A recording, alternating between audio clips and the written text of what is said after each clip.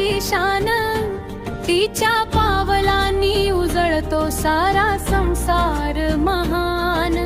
कष्टांनी घडवते उद्याचा नवा प्रकाश, तिच्या धैर्याने वाढतो जग याचा विश्वास.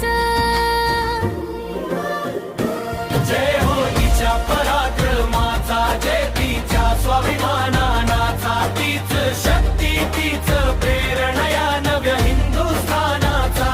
8 मार्चचा हा दिवस सांगतो अभिमानाने, महिला शक्ती पुढे चालते धैर्याने मानाने.